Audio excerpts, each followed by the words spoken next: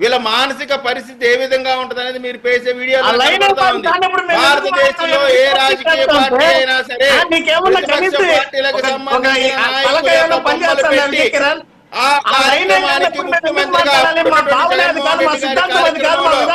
చంద్రబాబు నాయుడు గారిది, లోకేష్ గారిది, పవన్ కళ్యాణ్ గారి బొమ్మలు పెట్టి తంతంటే వచ్చిన ప్రతి కార్యకర్త కాలుతో దంతాడు, చేతితో దంతాడు.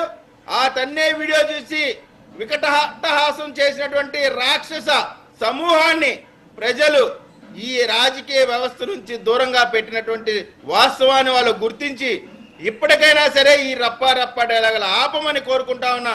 నేను అడుగుతా ఉన్నా, ఈ రోజున ఈ కేసుల్లో ఇబ్బందులు పడుతున్నటువంటి ఈ బాధితుల యొక్క పక్షాన కనీసం నేను అనుకుంటాను వీళ్ళని కనీసం జగన్మోహన్ రెడ్డి గారు కలవడం కూడా కలవరు. ఏ రాజకీయ పార్టీ అయినా సరే జగన్మోహన్ రెడ్డి గారు కాదు ఇక్కడ ఒకటి విజయకిరణ్ గారు, జగన్మోహన్ రెడ్డి గారు కలవడం పక్కన పెడితే ఇప్పుడు న్యాయ సహాయం అట్లీస్ట్ న్యాయ సహాయం జరగాలి. సరే జగన్మోహన్ రెడ్డి గారు కలుస్తారో లేదా పక్కన పెట్టేస్తే న్యాయ సహాయం జరగాలి. ఎట్ ది సేమ్ టైం మీ ప్రభుత్వాన్ని కూడా మీరు కూడా చెప్పండి, ఇలాంటివి చేసినటువంటి పిల్లలు ఎవరైతే ఉంటారో అవసరమైతే వాళ్ళని కూర్చోబెట్టి కౌన్సిలింగ్ ఇచ్చేటటువంటి ఒక ప్రయత్నం చేయండి.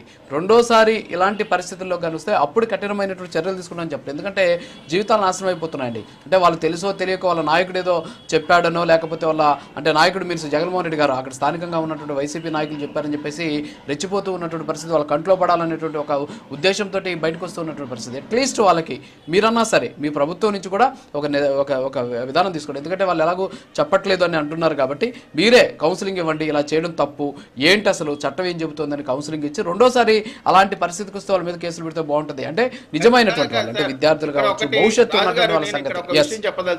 రాజుగారు ఒక్క విషయం చెప్తా ఉన్నాను. మేము మొదటగా నేను మాట్లాడే ముందరే దాన్ని ఖండించి అటువంటి చేయొద్దని విజ్ఞప్తి చేస్తూ మొదలు పెట్టాను. ప్రభుత్వ పరంగా కూడా చంద్రబాబు నాయుడు గారు కానీ పవన్ కళ్యాణ్ గారు కానీ ఎప్పుడైనా సరే ఇటువంటి ఎంకరేజ్ చేసేటువంటి పరిస్థితి ఉందా? ఇందాక రెండు ప్రధానమైనటువంటి అంశాలు సోదరుడు సురేష్ చెప్పాడు. పవన్ కళ్యాణ్ గారు ఇప్పటం గ్రామంలో పదండి ఏదైనా సరే చేసుకుందాం చూసుకుందాం అన్నారని చెప్తా ఉన్నారు. మీకు అసలు కొంచెం కూడా అంటే వీళ్ళు ఏం చెప్తా ఉన్నారో వీళ్ళకి అర్థమవుతుందో లేదో, బాధితుల పక్షాన బాధితులకు న్యాయం జరగాలి అనేటువంటి అంశం పైన పవన్ కళ్యాణ్ గారు వెళుతుంటే అణిచివేసి ఆయన వెళ్లకుండా ఆయన కార్యక్రమానికి అడ్డుపడిన సందర్భంగా మాట్లాడిన మాటకి, బాధితుల పక్షాన మాట్లాడినటువంటి మాటలకి, వీరు చేసేటువంటి రక్త తర్పణాలకి ఎక్కడన్నా పోలికుందండి? రెండోది లోకేష్ గారి గురించి రెడ్ బుక్ పాలిస్తుంది అని లోకేష్ గారు ఎక్కడన్నా చెప్తే నేనే కాదు మా రాజకీయ పార్టీకి సంబంధించిన ఎవరు కూడా డిబేట్కి రావు.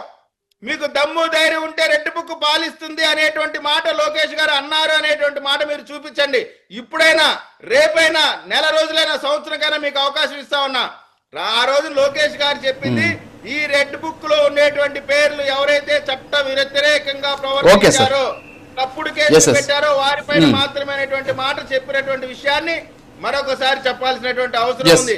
ఏదో రెడ్ బుక్ రాజ్యాంగం కూడా